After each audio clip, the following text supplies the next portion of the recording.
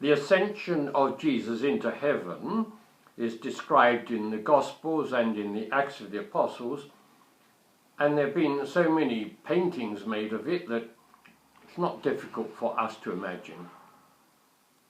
But I was thinking, with due reverence, when Jesus ascended into heaven, how fast did he go?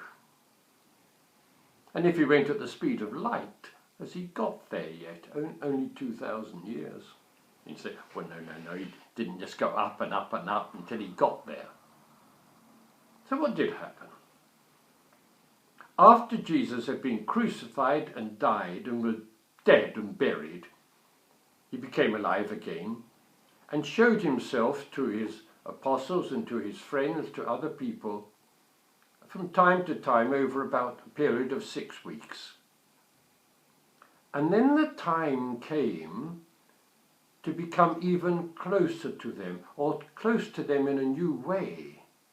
And he said to them, I have to go away in order to come close to you. He'd said it, but really to illustrate the point, they saw him physically go up and be taken into the clouds. And that growth started, of course, with their seeing him. When we get to love someone or know them, first of all you need to see them, or rather, it's through the 5 senses that we grow, that we love. You see them, you hear their voice, you hug them, you come to know the person, first through the senses, but then it goes beyond that. Remember that lovely song that Roberta Flack sang? The first time ever I saw your face, I thought the sun rose in your eyes, and the moon and the stars were the gift you gave to the dark and the endless night. Imagine saying that or singing that to someone you really love. Celia Dion, the Canadian singer, sang it to her newborn baby, looking at that tiny little figure and with a heart saying, thinking, I thought the sun rose in your eyes. And for her it did. And that is how we begin and we grow, but then gradually our love develops more than that. And we change and things change, but the love grows deeper. Next Tuesday there are a couple coming here from Toronto in Canada to renew their vows after 40 years of marriage. They're not the same people as they were when they got married. What they saw, what they felt isn't the same, but their love, their closeness has grown beyond that over the time. And of course, you can't always say, I remember the first time I saw your face. Some people you really get to know and love, you may not remember when you first saw them. Often enough, if a couple come to get married, I sometimes say, well, how long have you known each other? And they say, well, I suppose years, really, but no, really, for the last 8 months or year or something. Something had happened. Their love became something more than just seeing each other. Something grew. And then continued to grow, like that couple for 40 years, but for all of us, grew sometimes more, sometimes less. A friend of mine, some years ago, he had 3 small boys, and he said, I really don't want them to grow up. They're so delightful. I want them like this. Of course, they did grow up, but he was growing as well. So when the time came for them to leave home and go, it was right for them and right for him. It wasn't loving less. Oh no, it was a new love which grew in a new way as they left and got married and as they had children. That love grew, became something deeper. And you should see him looking at his grandchildren. Something has grown that. Now it started with the physical, one thing, But and this is the image of Jesus going away. We grow in love of someone, but that love grows beyond that into something much deeper. And I think to understand Jesus' ascension into heaven, it's worth looking at the people you have loved in your life and how that has grown over the years, perhaps. Because not only is it a sign or an image of Jesus going away, it also can be a help for us to grow in that closeness of Jesus. It is through the love of other people, first in the family and then beyond that, that I grow in the love of Christ and it grows in my heart.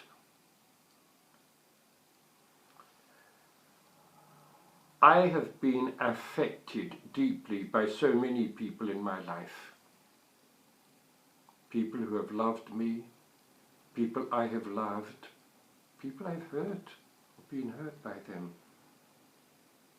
So my creation by God has always been helped and influenced by the people in my life.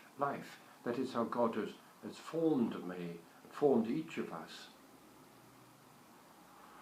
But the love of Christ in my life has totally affected me. What would you be like if Christ wasn't there? What would your life mean? It would it would just be different. And in coming into Christ, being taken over by him, at the same time I become more myself. You may know the hymn, Spirit of the living God, fall afresh on me, melt me, mould me, fill me, use me. I'm thinking of God moulding me, melting me, as if I lose myself. But it's insofar as I lose myself in Christ or in others that I become really myself.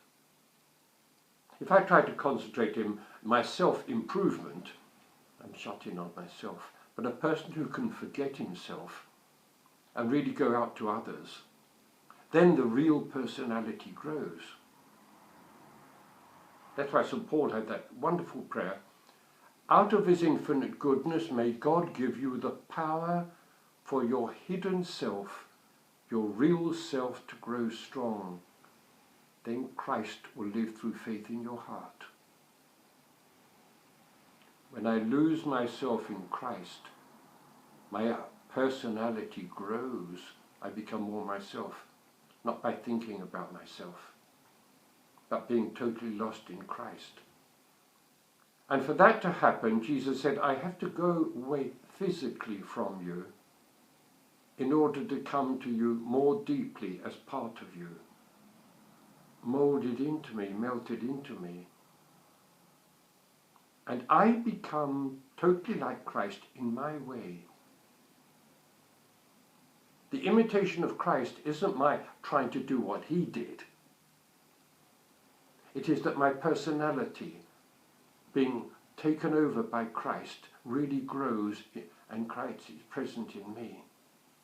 My whole life is totally affected by his presence and his growth. And it's something deep within us. Sometimes you will feel it. Sometimes you will have that strong feeling of the touch of Christ, the presence of God in your life. Those moments of feeling it like that are a great help, but that's not the main thing. It is the growth, often unobserved, which is really the powerful thing. As a couple growing, almost seeming to take each other for granted, but in fact totally dependent on each other as their love has grown and brought them together, and each one the personality emerging as a result. Christ affects us. His going away is a means of our coming closer to him than we ever could otherwise. But it is a good idea sometimes to say it to Christ. to tell Jesus how much you love him and treasure him. And then hear Jesus say the same to you. There's a lovely poem of E. Cummings. You could say it to someone you love. You could say it to Christ. Not as a statement of fact, but when you say it, your love of Christ will grow. You will grow into him and become more your own self. Listen to it. I carry your heart with me. I carry it in my heart. I am never without it. Anywhere I go, you go, my dear. And whatever is done by only me is your doing, my darling. I fear no fate, for you are my fate, my sweet.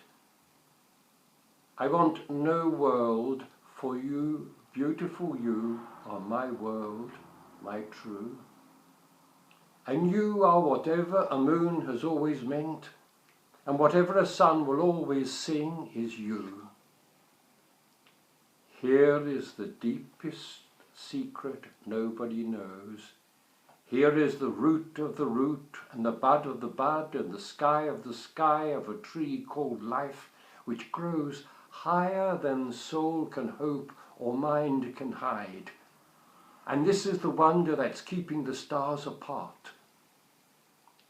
I carry your heart. I carry it in my heart.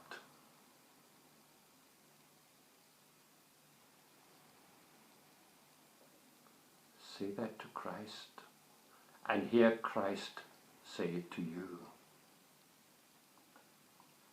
I carry your heart in my heart.